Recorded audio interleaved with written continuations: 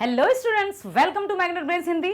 मैं आपकी हिंदी टीचर बहुत बहुत स्वागत करती हूँ हिंदी मीडियम चैनल पर और आपके फेवरेट चैनल पर।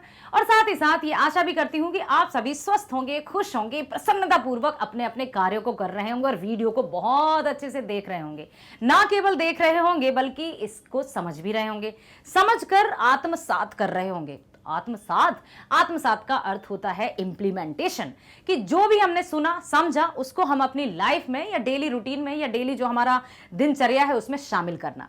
ना केवल किताबी ज्ञान बल्कि प्रैक्टिकल लाइफ से जुड़े हुए बहुत सारे बिंदुओं पर मैं चर्चा करती हूं और आप लोगों से यही आशा रखती हूं कि आप उन बातों को आजीवन याद रखेंगे। ना केवल कक्षा 9वीं के लिए बल्कि संपूर्ण जीवन में कुछ बातें ऐसी होती हैं जो हमेशा याद रहती हैं और हमारे लिए फलीभूत होती हैं, लाभदायक होती हैं। आज इस वीडियो में हम देखने वाले हैं, पाठ है हमारा 4, लिखा है जाबिर हुसैन जी ने, नाम है सांवले सपनों की याद। उसी पाठ के बहुविकल्पीय प्रश्नों के साथ मैं उपस्थित हुई हूं आपके सामने, तो मेरे साथ बने रहिएगा शुरू से लेकर अंत तक, ताकि किसी भी तरह का एक भी प्रश्न स्किप ना हो जाए, क्योंकि ये है बहुविकल्पीय प्रश्न। अब बहुविकल्पीय प्रश्न क्या है? ओके, बता देती हूं। मल्टीपल चॉइस क्वेश्चंस, जिसमें एक प्रश्न रहेगा, 4 विकल्प रहेंगे। विकल्प का अर्थ होता है ऑप्शंस, ठीक है। 4 ऑप्शंस रहेंगे, उसमें क्या करना होता है पता है आपको? एक सही ऑप्शन दिया रहता है जिसको आपको चूज करना होता है। कभी कभी क्या होता है, कभी कभी नहीं, अक्सर ऐसा होता है कि जो 2 ऑप्शंस रहते हैं वो तो एकदम रहते हैं कि इनको क्रॉस कर दिया जाए, लेकिन रिमेनिंग जो 2 ऑप्शंस रहते हैं वो बहुत नियरेस्ट रहते हैं। उनमें अंतर समझना और उसमें से सही को ढूंढना थोड़ा मुश्किल होता है, लेकिन नामुमकिन नहीं। क्यों? कब नामुमकिन नहीं होता? जब हम उस विषय वस्तु या उस कहानी या उस प्रसंग से, उस सब्जेक्ट से कनेक्टेड हो या हमने अच्छे से पढ़ा है, ठीक है। तो बताइए, क्या आप चौकन्ने दिमाग के साथ मेरे साथ आज उपस्थित रहेंगे? बोलिए yes, we will with you. हमेशा इस वीडियो में बने रहिएगा और उत्तर देने का प्रयास कीजिएगा।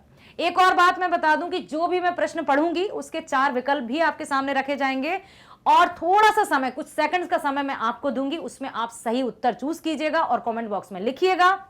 और कमेंट बॉक्स में यह भी लिख दीजिएगा कि आपके उत्तर बताने से पहले हमने सही उत्तर दिया था, फिर हम चर्चा करेंगे कमेंट पर, ठीक है। चलिए चलते हैं पहले प्रश्न पर। इस पाठ के लेखक का नाम? अरे वाह, तुरंत बताया, जाबिर हुसैन, जाबिर हुसैन, जाबिर हुसैन, बहुत सही जवाब। अगला प्रश्न, सालिम अली के अनुसार लोग पक्षियों को किस नजर से देखना चाहते हैं? सालिम अली के अनुसार बताना है, अपन को अपने अनुसार नहीं बताना है। उन्होंने क्या कहा है कि लोग पक्षियों को किस नजर से देखते हैं? पक्षियों की ही नजर से? नहीं। जानवरों की नजर से? नहीं, ये तो नहीं लग रहा, क्योंकि पक्षियों को जानवरों की नजर से कैसे देखेंगे? आदमी की नजर से?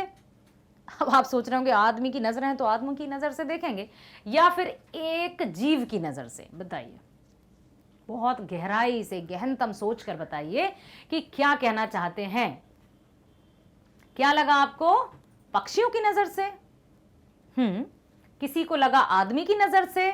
मतलब ये जो 2 ऑप्शन है वो आपको लग रहा है कि ये तो नहीं है, चलो ये वाला नहीं है और ये वाला नहीं है, आपको इन दोनों में कंफ्यूजन है। हाँ, अब मैं इनका एक्सप्लेनेशन कर दूं जरा।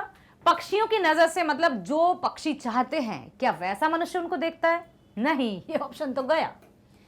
आदमी की नजर से? यस, आई थिंक यही सही होना चाहिए, क्योंकि आदमी पक्षियों को आदमी की नजर से देखता है कि हाँ ये बहुत सुंदर पक्षी है, इसे तो मैं अपने कमरे में या अपने घर में पिंजरे में कैद करके रखूंगा, शायद। बिल्कुल, चलिए यस, जो व्यक्ति हैं उनको आदमी की नजर से ही देखते हैं, जबकि उनको देखना चाहिए प्रकृति या उनकी नजर से। अगला प्रश्न है, लेखक ने कहां का जिक्र करते हुए कृष्ण की बचपन की रातों को याद किया है? क्या यशोदा जी का वर्णन हुआ इसमें? वृंदावन का वर्णन हुआ? हाँ, द्वारका का या नंद जी का? आपने कहा मैम और ऑप्शंस मत पढ़िए ना, सही उत्तर तो हमें पहले ही मिल गया। कौन सा? खा, वृंदावन का। ये हुई ना बात। इसी तरह से अपने आप को कनेक्टेड रखिए, बहुत ध्यानपूर्वक देखिए और सही जवाब दीजिए। वृंदावन की नदी का सांवला पानी किसकी याद दिलाता है? यशोदा जी की, नंद जी की, श्री कृष्ण की या कंस की? बताइए। श्री कृष्ण की। क्यों? क्योंकि श्री कृष्ण यमुना नदी के किनारे कदम्ब के पेड़ पर बैठकर मधुर धुन में बांसुरी बजाते थे, ठीक है। चलो, वृंदावन आज भी किससे खाली नहीं हुआ? श्री कृष्ण की यादों से, वहां की चहल पहल से, वहां की हरियाली से, श्री कृष्ण की बांसुरी के जादू से। अब फिर दो ऑप्शंस में आपको कंफ्यूजन, कौन कौन से, पहला और आखिरी। ओके, तो इट मीन्स कि आपको लगता है ये नहीं है, चलो ठीक है। अब आपको क्या लगता है कि श्री कृष्ण की यादों से या फिर कृष्ण की बांसुरी की जादू से? याद कीजिए पहला वाला वीडियो जिसमें बहुत अच्छे से दिखाया गया था कि सोचिए सोचिए, लास्ट वन लग रहा है, चलो देख लेते हैं। बहुत सही, कृष्ण की बांसुरी के जादू से, बहुत सही जवाब। अगला प्रश्न, सालिम अली को किस रूप में याद किया जाता है? पक्षी प्रेमी, अच्छे लेखक, एक अच्छे इंसान, या उपरोक्त सभी गलत हैं? गलत तो सभी नहीं है। पक्षी प्रेमी, बिल्कुल इसी नाम से उन्हें जाना जाता है, सही जवाब। अगला प्रश्न, सालिम अली की उम्र लगभग कितने वर्ष की थी? पहला वीडियो फिर याद कीजिए कि वे कितने वर्ष जिए थे।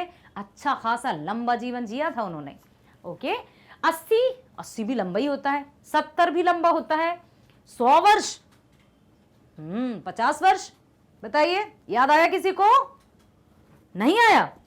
100 वर्ष जिए थे वो, लगभग 100 वर्ष की आयु, और संपूर्ण जीवन किया था उन्होंने पक्षियों की रक्षा और सुरक्षा के लिए समर्पित। अगला, कौन सी बीमारी उनकी मृत्यु का कारण बनी? किस बीमारी के कारण सालिम अली की मृत्यु हुई? Corona virus, black fungus, cancer या काली खांसी? Cancer, yes. अगला प्रश्न, अपने जीवन के एकांत क्षणों में भी वह पक्षियों को किस चीज से निहारते थे? एकांत पल, जब मतलब वो अधिक से अधिक समय कहाँ बिताते थे? पक्षियों की रक्षा में। उनको किस में बहुत सुकून और चैन प्राप्त होता था? पक्षियों को निहारने में। दूरबीन लटकाए रहते थे, क्यों? ताकि वो पक्षियों को निहार सकें। आंखों से, मन से, दिल से, दूरबीन से, दूरबीन से, यस, वेरी गुड। अगला प्रश्न, वे उन लोगों में से थे जो प्रकृति के प्रभाव में ना जाकर प्रकृति को अपने प्रभाव में लाते हैं। क्या यह कथन सत्य है? बताइए, या असत्य है? सत्य असत्य दोनों, इनमें से कोई नहीं, सत्य है। अगला, किस पक्षी ने सालिम अली के जीवन की दिशा को बदल दिया? कबूतर, मैना, गौरैया या फिर कोयल? बताइए, क्या याद कीजिए बचपन के दिन जब वो अपनी एयर गन से खेल रहे थे, क्या घायल हुआ था? कबूतर हुआ था घायल, मैना हुई थी, गौरैया या कोयल? नीले कंठ वाली गौरैया घायल होकर जमीन पर गिर पड़ी थी, जिससे उनकी जीवन दिशा ही बदल गई और उन्होंने अपना संपूर्ण जीवन लगा दिया। अगला, आबशारों का शब्द का क्या अर्थ है? आबशारों उर्दू शब्द है, इसका क्या अर्थ है? झरना, चमक, शीशा या गौरैया? Any idea? No idea? Okay, check कर लेते हैं। आबशार का अर्थ होता है झरने, जो कल कल करते हुए प्रकृति की शोभा बढ़ाते हैं। झरने झरझर करते हुए ऐसा लगता है मानो सफेद झाग की तरह, दूध के फैन की तरह प्रकृति में सुंदरता बिखेर रहे हों। ठीक है। अगला, सालिम अली की पुस्तक का नाम क्या था? पक्षियों के देश में, फॉल ऑफ द स्पैरो, प्रकृति के पुत्र या पर्यावरण सुरक्षा, जिसको आत्मकथा भी कहा गया था, फॉल ऑफ अ स्पैरो। सालिम अली की पत्नी का नाम क्या था? याद कीजिए कि उनकी 9th क्लास में पढ़ती थी, वो साथ में पढ़ते थे और उन्हीं से उनका विवाह हुआ। नाम था फ्रीडा लॉरेंस, नो, वो तो डीएच लॉरेंस की पत्नी थी। तस्लीमा, लग रहा है, तहमीना, नाजिरा बेगम, क्या था? फ्रीडा नहीं थी, नाजिरा बेगम भी नहीं थी, तस्लीमा और तहमीमा में कंफ्यूजन है। क्योंकि नाम तो एक जैसे लग रहे हैं, लेकिन क्या था? सा था, ता के बाद या हा था, इनमें कंफ्यूजन हो रहा है ना। कंफ्यूजन तो सही है, मैंने पहले ही बताया था कि जो दो ऑप्शंस रहते हैं वो बहुत निकटतम रहते हैं, इतने निकटतम कि उनमें बहुत कंफ्यूजन होता है। तो उनकी पत्नी का नाम था तहमीना। Yes, very good.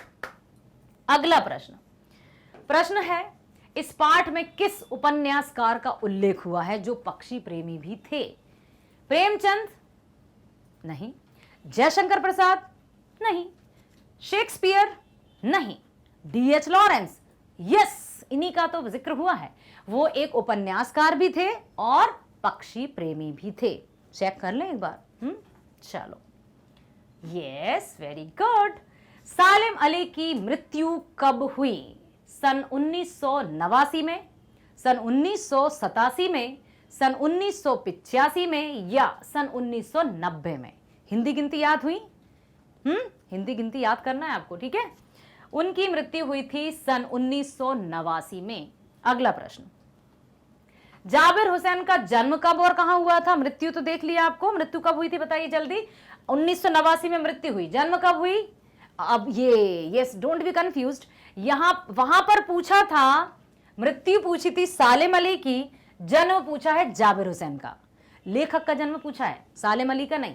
सन 1945 में उत्तर प्रदेश में, सन 1945 में बिहार में, सन 1955 में बिहार में या सन 1945 में मध्य प्रदेश में? सन तो 3 बार दिया है, क्योंकि जन्म तो 1945 में ही हुआ था, मतलब ये तो टोटली गलत है। अब उत्तर प्रदेश में हुआ था, बिहार में हुआ था या मध्य प्रदेश में? याद कीजिए, थोड़ा सा अपने मस्तिष्क पर जोर डालिए, बताइए कहां हुआ था, कब हुआ था? बिहार में हुआ था 1945 में। किसका जन्म? जाबिर हुसैन, जो लेखक है ना, उनका जन्म। अगला, जाबिर हुसैन बिहार विधानसभा के सभापति कब चुने गए थे? क्योंकि उन्होंने राजनीति में भी अपनी कुशलता अपनाई और वो सभापति भी चुने गए। सन 1975 में, 1985 में, 1995 में या 1990 में? तो 1995। आशा करती हूं आपने सभी प्रश्नों को बहुत अच्छे से सुना है, समझा है, और इसी तरह के यदि और भी प्रश्न आ जाएंगे तो उनका उत्तर भी आप भली भांति दे पाएंगे। इसी तरह से हमारे साथ बने रहिए, क्योंकि मैग्नेट ब्रेन्स है भारत का नंबर 1 प्लेटफॉर्म जो देता है 100% विद्यालयी शिक्षा एकदम फ्री। किसी भी तरह के चार्ज की हम बात आपसे नहीं करेंगे, पेड सब्सक्रिप्शन की भी हम बात नहीं करेंगे, कभी भी नहीं। आपको हमेशा फ्री बेस्ट एजुकेशन ऑनलाइन प्राप्त होती रहेगी। बात मैं करूं कि ना केवल स्कूली शिक्षा जो कक्षा 6वीं से 12वीं तक प्रोवाइड की जा रही है, बल्कि सभी प्रकार की प्रतियोगी परीक्षाओं के वीडियोस भी आप मैग्नेट ब्रेन्स पर फ्री देख सकते हैं, जिनमें शामिल है NTSC, olympiad, IIT, JEE, NEET और भी सभी परीक्षाएं जो आपकी आगामी, जैसे अब जिस लक्ष्य की तरफ आप जाएंगे ना, उसमें हेल्पफुल हैं और हेल्पफुल रहेंगी।